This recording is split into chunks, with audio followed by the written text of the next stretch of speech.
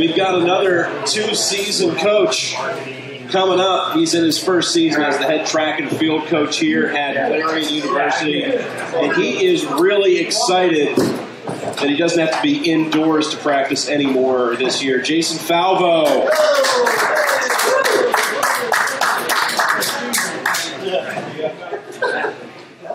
Coach, one of the things I've learned just from dealing with track athletes over the years is nobody likes competing indoors. Right. I mean, I guess unless you've got, a $100 million facility that is designed for it, and even then I think people are still kind of lukewarm about it. So when you say $100 million field, you're saying Hall of Fame named DJ Bevardino Indoor Track and Field Complex coming? Oh, is that a name drop? I mean, he's a Hall of Famer. He is a Hall of Famer. DJ Bevardino. He's in our building right now. He's here. Former track coach. Former track and field coach. We can name it after him. Well, he's got the money to do it. He's going to be there now. He paid somebody to get the Hall of Fame, apparently, right? Oh wait, no, that's it was well earned. Well, congratulations, coach. That is elsewhere in the news right now. We actually had this discussion earlier, talking about current events, which we won't bore any of you with. But how about Aunt Becky from Full House? Yeah, it's unbelievable. Bribing people to get her kid into Harvard. Yeah, it's unbelievable. We're getting no reaction from the crowd right now. Let's bring it back circle. So back to indoor. Yeah, back to indoor. Indoor season's over. Most people are happy that they're going to be back outdoors in the fresh air running. What makes indoor track and field so challenging? Well, I think it's couple-fold, and we were talking before. It's couple-fold. Each event area has a different, I think, indoor feeling, right? When you're a distance runner, you're used to coming off a cross-country season, being outside, the fresh air, putting the miles on the road. Then you get trapped inside or you're outside, in the winter.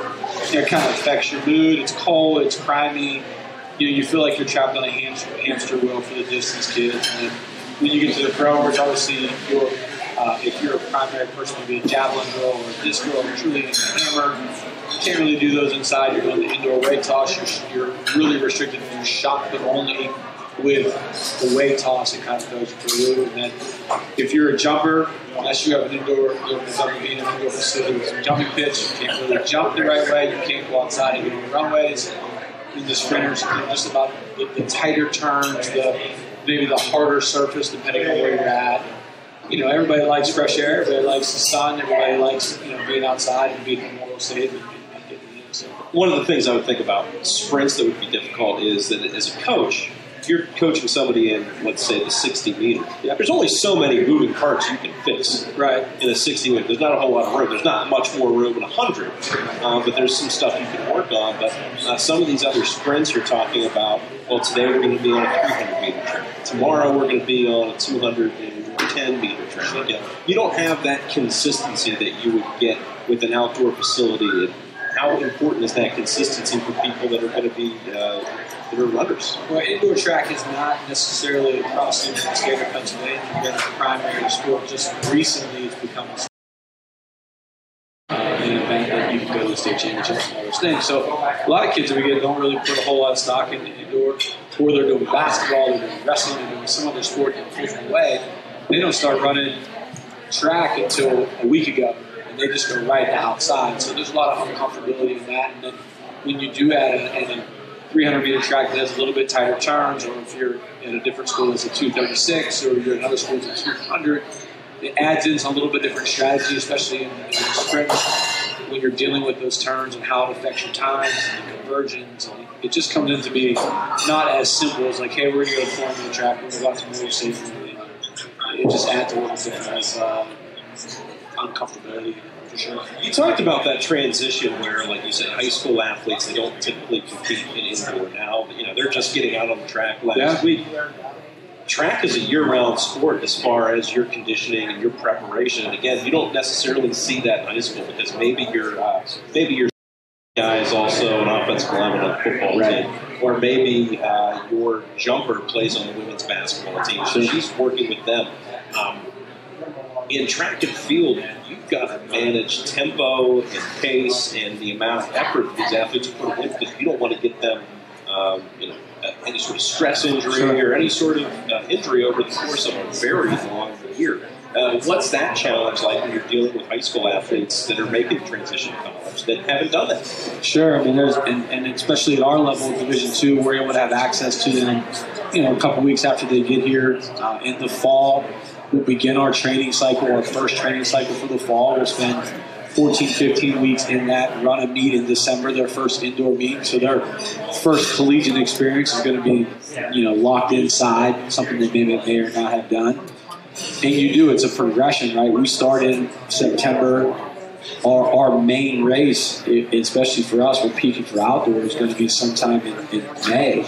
It's a really long time to carry on, 20, 30 some odd weeks of just trying to make sure that we peak at the right time, that our wear and tear on our bodies at the right time. And like we have talked before, less is more a lot of the time because you do have time to make up. So if we miss a rep one day because they just were worn down, it's okay. You have a lot of time to make it up. So always erring on the side of caution and kind of go less is more, smarter is always better. Yes, you want to build toughness in. Yes, you want to get your volume in. Yes, you want to get your intensity in. But you have such a long time. You don't need to beat them up too early. You can take a slow progression, a slow climb up the mountain to get where you need to go.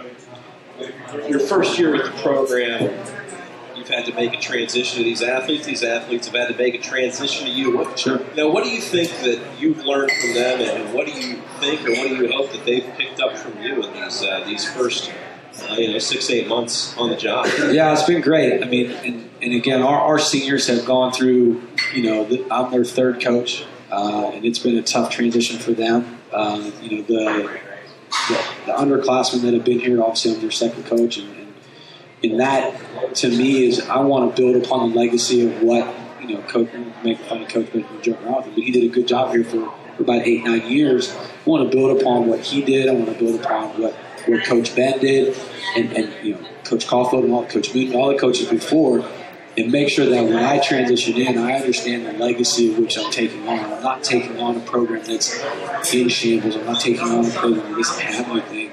And our girls know that they've bought into what being a Golden Eagle is. They've bought into what we're doing here as a program, and they want to succeed.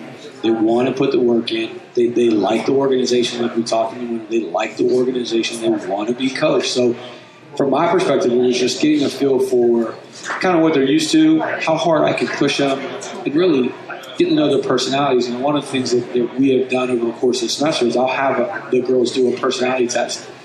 And, obviously personality tests can be, you don't want to use it verbatim, but it's a good stomping ground or a good starting point for me to kind of know, like, what makes you tick. Right? If we weren't communicating right, which we communicate very well, I might want to be like, hey, what's your? Have you ever taken a personality test before? What is that? What are you? Hey, this is what I am, and you can come to some common ground. I have actually. Okay. The results of the test are sealed.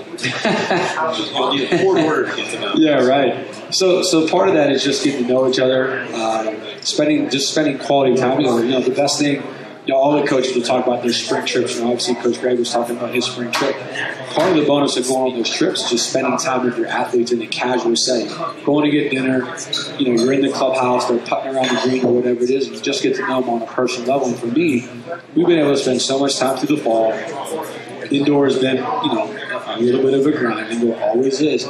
We've spent so much time on the bus, on the track, at these meets to really get to know each other. And it's a fun process, and every young lady that we have on the team is very unique, and it takes for me a different way to approach. How I approach one is not how I need to approach another. Everybody's unique in that. It's been good. It's really been fun. It's a challenge at times. I'm sure they're saying the same thing about getting to know me. I'm a lot. It's okay, but it's a lot of fun. Well, I hate to single out any one individual athlete, but if we were going to single out one athlete from your squad right now, I think we talked about Alice Ronaldo. Yeah. She had an electric performance at indoor championships. She ran second best time in her school history, took second place in the 400. She was absolutely fine. When you watch a performance like that, how does that make you feel as a coach? Well, yeah, even on top of that, she's never gotten into a track before. She was a volleyball player in high school, so this was her first indoor season ever in her life. So we were actually talking about today in the office, there was a transition period for her of how she adjusted to a 300-meter track, to 236 when we were at championships to a 200 meter when we were at another facility. There's a process in which that she went through where she was very uncomfortable with being on these smaller tracks and her race strategy in the 400. So for her to put down the time that she put down, I don't think she even understands how good of a time that was, because her, like we had talked about the transition from indoor outdoor, she still equates it to a 400 time. Well, on that 236 meter track that she ran on, that 58.61 that she ran, converted to a 400 meter track, is almost faster than she's run outside if it was all conversions taken inside, how all that math works. And to see her kind of transition in and trust what was going on, come off of soccer, because she did a great job for the soccer team, and be able to put down those times and step into a conference that we have, in the PSAC and track, which is one of the top 5 conferences in the country for track. It was really, really impressive. And she really battled through. She ran a really gutsy race.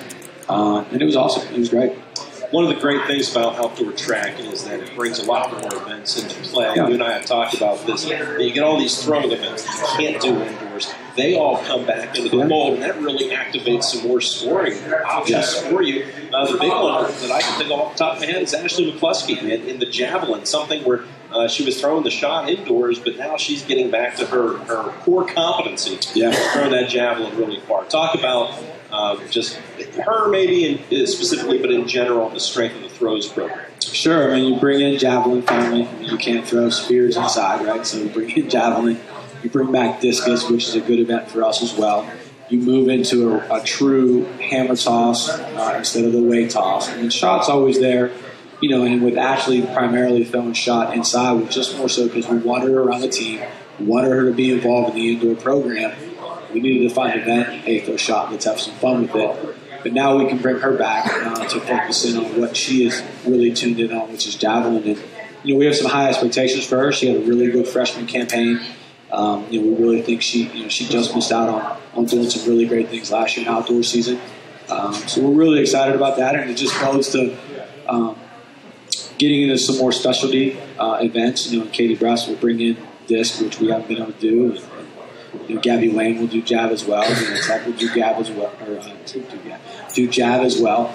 It just brings a little more element to where we are, and obviously we feel good about the throwers that we have. We talked about that in the winter show, that we may not be great in number over there, but our talent is really good. So it should bode well for us as we transition. We also finally move into some real long distance events. The only time these distance runners will run as little as 3,000 meters, there's going to be a pit of water in the middle of the track. Yep. You bring in the 5 and the 10, and those are, I can't think of any bigger difference to me. You mentioned the sprints and the distance of the track, but I can't imagine running 5,000 meters around a 200-meter track.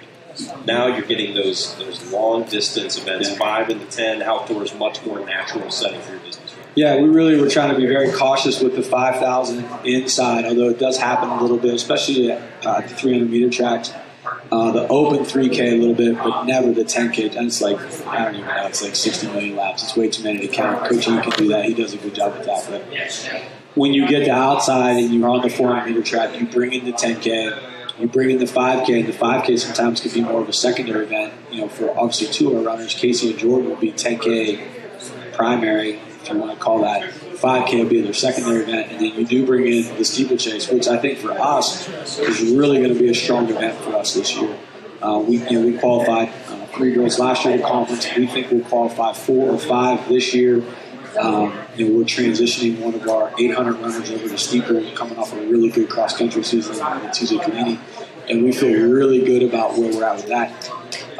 The steeplechase in its own right might be the hardest race in track and field. You're talking about just a little bit under a 2-mile race. You throw in 4 barriers and a water pit. Like, who wants to go do that? Somebody once described it to me as a steel cage match. Yeah, absolutely. On the track. It really takes a hardy individual, a strong individual, mentally tough, physically tough to get through that race. Yeah, there's a lot of arguments that go on at the 3K steeple, the 800 now anymore because it's a straight sprint, and the 4 hurdles are the 3 hardest races in track and field in terms of what they do to your body.